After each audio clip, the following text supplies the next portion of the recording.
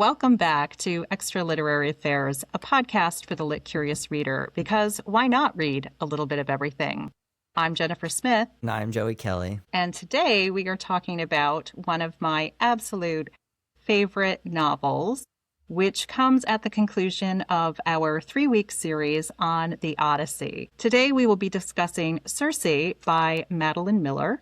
It came out in 2018, and Joey, I think you know, every year I read it at least once or twice. I am in love with this story, and I'm really looking forward to hearing how this landed for you on the tails of us reading the Odyssey again together for this series. Yeah, both of us have read this book a few times. This is my third time reading this book now. This time I listened to the audiobook, which I normally did not. But it was a nice experience. I like the narrator. She's very good at it. We really wanted, before we talked about the movie, was to talk about one of the sort of spin-offs, if you will, of the Odyssey. And of course, Circe is featured in the Odyssey itself, the Homeric epic. But she doesn't get a lot of page time. Her story with Odysseus is sort of very quickly over as soon as it begins. We know basically she lives on Aiaia and she turns men into pigs and that she's supposed to be a witch. But we don't get too much more information. We don't really get to know her lineage like Madeline Miller provides us, and her siblings and what happens when Odysseus is there. Odysseus in this novel is sort of transient, just like she is in the Odyssey, in the original.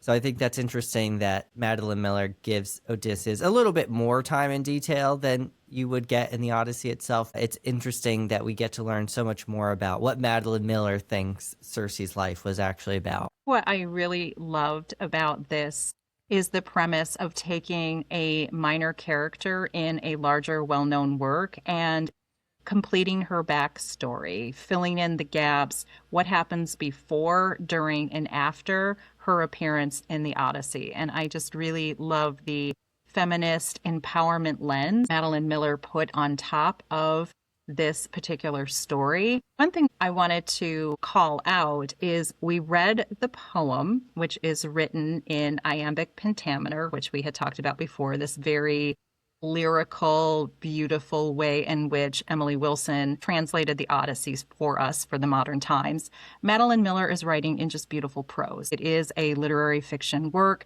There is, in some ways, no comparison other than, I think it's like your favorite television show eventually gets turned into a movie, right? I know these characters, but it's a little bit different and vice versa. I also listened to it, Joey. That's one of my go-to audiobooks. I just really love how beautifully articulated the narrator of the story is. And I really wanted to focus on personal agency and how that comes across for the major characters in this story. Yeah, Circe is an interesting character and a woman from the Odyssey. And we had talked a lot about women while we were discussing the Odyssey in 3 parts. You should go watch that, then come right back. I think we get a similar sort of idea of how Calypso feels in the Odyssey when she tells Hermes, which also the conversation I'm about to reference is also with Hermes. But in the Odyssey, Hermes comes to Calypso and says, you got to let Odysseus go now. They're ready for him to go now. And she calls out his hypocrisy, like, you male gods think that I shouldn't be able to do this because I'm a woman and I'm a goddess? No, a finder's keeper is, as he said in that episode. And we get a similar idea with Circe in this, but she has a sexual relationship in Madeline Miller's version, not in Homer's version. I really liked that she had this bodily autonomy that I think Calypso was looking for as well, where she has a very transactional relationship with Hermes. It's really just for sex. She's like, this is a beautiful man. He's a god. And I'm just stuck on this island doing nothing by myself. So why don't we do that together? There are some mutual beneficial things, like he tells her of the outside world, outside her exile on Aiaia, and he is sort of entertained by her and her abilities and her drama. But I really like that she has this conversation with him when she sort of has finally had enough, sort of how Odysseus has enough of Calypso, where she's just like, get out of here now. I'm done with this. You've lost your interest with me, and I just don't care anymore. I don't even want to have sex with you anymore. Please get out of here. Joey, I appreciate that you said that, because One of the important things that Circe tells us in this novel, Hermes, he's allowed to travel. She is marooned on this island. She is in exile from her family. She did something her father did not approve of. And he was like, well, here's the deal. Zeus and I made an arrangement. You are banned forever. You will never come back. And she's like, great. You think putting me in isolation away from you fools is some kind of punishment? You've got another thing coming. So when Hermes comes, she said she was a virgin and she willingly gave herself to him as her first sexual experience. And she was like, this was a good thing. She knew that this was just a sexual relationship. And Hermes asked her, he was like, will you have my child? And she literally laughs in his face. And she's like, yeah, we're not like that. And he's like, well, I was just checking. I don't really want to do this, but it was a temperature check of where we are. I thought that was really interesting because there will be a scene later on in the novel where invaders, for lack of a better word, people come by ship to partake in her hospitality and they rape her. It was really horrific. And she was like, wow, I'm really glad I had a real experience with Hermes. So I know that this is not how the world is. But nymphs, which is her bloodline, where she was born in the order of the gods, she's like, this happens to them every day. This is just how the world works. And I think that was just such an interesting choice for Madeline Miller to show us this willing sexual act. So she's like, hey, Hermes, you are a good time. Please stop by and we will do what we're doing, but this isn't going to be anything else.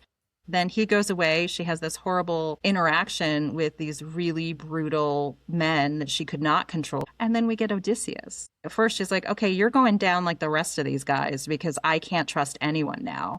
And the fact that they have what feels like, and we talked about this last week with Penelope being so excited when her husband finally comes home and she's like, just tell me your stories.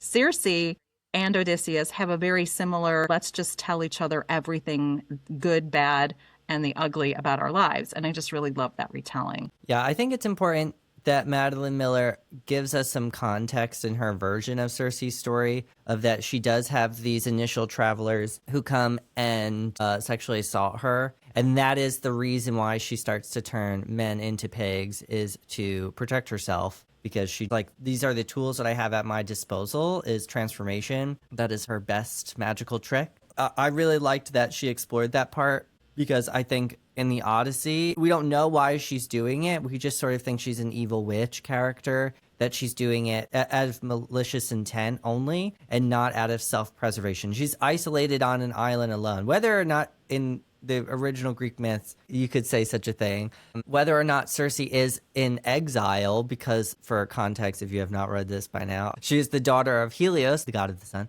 who of course pulls the sun back and forward every day. She has 3 other siblings who all end up using pharmaca or magic that comes from the flower that blooms out of the spot that Kronos' blood is spilled after the big fight between the Olympians and the Titans, and of course the Olympians win. So after Zeus finds out that they have this magic that they can use, he's like, whoa, hold up now, this is not fair, and I have to even the playing field, so your other 3 can go. One of them's off in Babylon. That's not even in my pantheon at this point. Pasiphae gets married off to Minos, so Zeus is like, okay, yeah, that's one of my sons, so I guess that's fine. And then her other brother is too powerful. He has his own thing going on, so they're like, okay, you're not really a threat. But Circe is the one who is punished for her siblings and for her father to sort of even the playing field. We don't get all of this context, whether or not it's what ancient Greeks thought Circe's story was, I don't know. But I think it's important as we get these retellings is that we get this new information that's imagined by the author. Hopefully it comes from some place. It seems all plausible in Greek myth to me. I wanted to just quickly compare it to another Greek retelling called Hera, like the goddess Hera, by Jennifer Saint. And that I was hoping was going to end up being like Circe, in that we get a new perspective of this character that we don't know from Greek myth. Other retellings, at least the ones that I have read, I don't think they do quite as good a job as Madeline Miller does in Circe. And Joey, I want to go back to something that you said. Why Circe? There were 4 in her family. The 4 children all had witchcraft. They all had these powers that were above and beyond what people had expected. She was punished because she admitted it. Everyone else said, oh, I just accidentally became a witch. I had no idea. these things just happened. And Circe's like, oh, I knew what I was doing. I wanted to turn Scylla into a monster. That was me. That's why she was punished, because she was exerting her own will.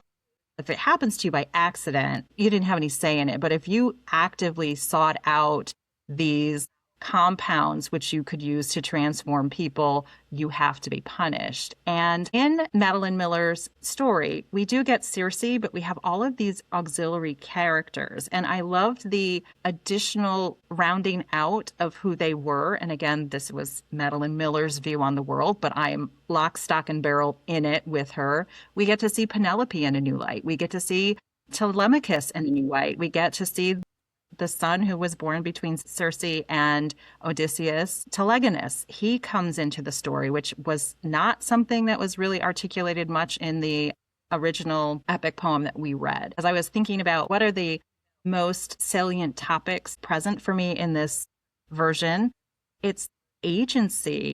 Everyone becomes the version of themselves that they were always meant to be.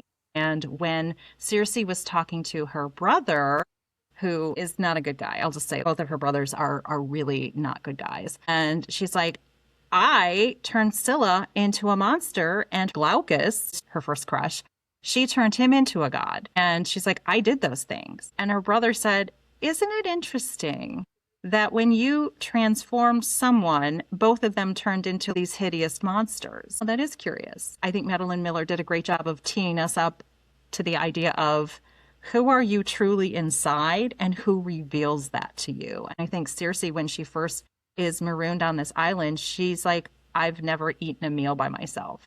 I've never spent the night alone ever. And so she really comes into her own. I just love that story of the hero's journey. She had to go away from home. She had to deal with this. And then she found out who she was and who her people are. I love everything about the story, Joey, as you know, and I'll just leave it there because I know there are other topics that you'd like to explore as well. Yeah, I think an important part of Madeline Miller's retelling is that Circe is not an all-powerful god like Athena, where Athena can basically do whatever the hell she wants. I mean, she is held back by Circe in this story, but eventually she gets in. I think that's important context for this story because when Circe is exiled, she is aware that she's completely alone. And although she does say, like, well, you guys think I care? I don't even like you guys that much, so I'm not that upset about it.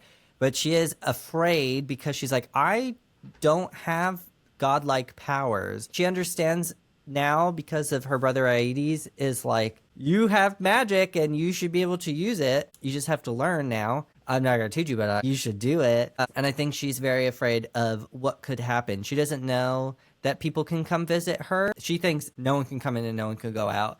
But of course, we know that people can come in unless she chooses to keep them away. We get to see how vulnerable she is. And I like that she's not this crazy, powerful, overpowered god or goddess like Athena, where she would never be afraid to be on her own because she's like, I would just handle everything that came my way. If this was a story about Athena, it would be very different, but Athena would have no reason to be afraid. She'd be like, you think you want to mess with me? You would be dead very quickly. So yeah, I think that's important context for this story is that there is this humanity to her divinity, which we talked about in our other Odyssey episodes.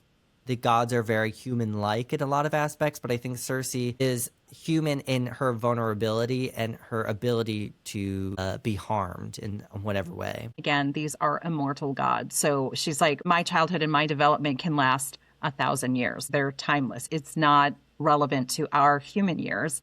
But she had mentioned her father takes his chariot, as you said, across the horizon, and he's the sun, and he brings the sunset.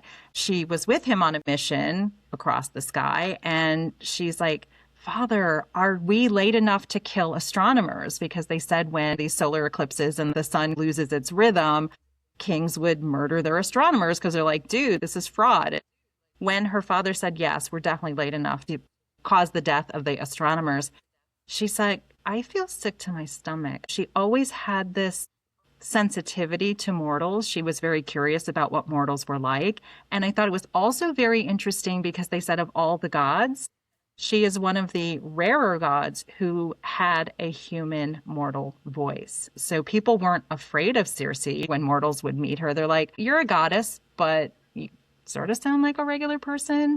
And I thought that was really interesting because, as we see in the end, spoiler alert, Joey, I know you've read this story multiple times, so not a spoiler for you, but spoiler to our listeners. She chooses in the end to give up her immortality because she did not want to live in a world separate from her husband and her children. What would be the point of outliving by generations, by thousands of years, by eternity, the people I actually care about? And I just thought that was really just a beautiful story about personhood, motherhood, and matrimony, and finding your true love, and all of those things that go with it, Joey. So this was a perfect story for me. It encompassed so many of the topics that we talk about all in one beautiful package. Yeah, this is really a coming of age story, even though it takes millennia for her to grow. So it's quite a long time that she goes through her story. But yeah, I think that's a big theme of the story, is her coming of age in different ways, and her eventual motherhood and her reconciliation with Penelope, because that is a really interesting aspect of this, is why Penelope comes to Aiaia with Telemachus, and why either of their children end up meshing better with the opposite parent. It's sort of like a found family or a mixed family aspect of it, which I really enjoyed as well. Even though Odysseus is not a nice guy, he is really to blame for them all coming together. And to your point, I think they all end up going their separate ways. Well, Telemachus and Circe go off together, of course, and they have sort of an uncomfortable sexual relationship because of their age gap. Feels a little strange to me, but whatever. But yeah, Penelope gets to stay on Aiaia and basically become the new Circe and live her life free of suitors, and a husband that goes off and gets other women pregnant, and then that child shows up on their doorstep and is like, "Hi, Dad." She's like, "What do you mean? Why are you calling him Dad? That's weird." Joey, thank you for saying that, because when I was thinking about the story being so much about agency and coming into your own, obviously we've talked about Circe. We talk about Telegonus, which is the child that Odysseus never knew he had with Circe, who was 16 years old. She raised him in isolation. He'd never had any exposure to anyone else, but he had this longing for the sea. He's like, "Tell me about my father." And she's like, "You're not ready." And then she tells him, and he's like, "I'm going to go find my dad." And she's like, "I know your father way better than you ever could, and this could end really, really badly." We're set up with the story that Telemachus, as the rightful heir, the oldest son of Odysseus. We always talk about these only children of only children. That's what we have been taught about Odysseus and his lineage. That we're like, this guy's going to be a murdering psychopath. He has to avenge his father. Those are the rules of Greek honor. He's going to do anything to justify the killing of the person who harmed his father. Circe asked him, and he's like, "No, it was an accident. My dad basically killed himself because he's an impetuous guy who just couldn't listen to reason. He was all angry and couldn't believe more people were coming to his island." I loved that each person allows their own agency. I do feel a little bit sorry for Athena, and I know she doesn't really need any extra help, but the one thing she was afraid of, Joey, was Odysseus's death. She was so attached to him that she's like, that's the one thing that I can't control, and that's the one thing in the world I'm afraid of. So when it happens, she's like, oh, that's okay, because there's another prophecy, and the son of Odysseus is now going to go found a new kingdom. And Telemachus is like, I don't want to. I thought that was also just really interesting to be able to say, I know myself. I know who my father was. I am not him. I don't want to be him. Don't make me do this. And the son who never knew his father, he saw him literally as he was dying in the moments of his death, brought on by his presence, that he was like, oh yeah, I've waited my whole life. I've been dreaming of going out and settling these new lands. So I just love the way that the story unfolds, that each person gets to find their own destiny and decide for themselves. And when Penelope's like, you know what? I'm not going back to Ithaca. I'm not going back to my dad's house at Sparta. I'm just going to stay on the island and see what being an old crone is like. And she was living her best life on her own terms. And I just love that as feminist empowerment and personal empowerment. It's like, you know, sometimes a little alone time is going to be the thing to refocus you. Everyone should read Circe by Madeline Miller. Here it is. Here's the copy I have. because it is really interesting. And I think it's fun to explore other retellings of myths. As we have mentioned, those have become more and more popular, which is exciting to get them from the women's perspectives. We get so few moments with the characters, and it's fun to explore what are their real motivations, what is their history, where are they going after they're done being used by Odysseus in some way. So it's a good time, so everyone should read it. And don't just take our word for it.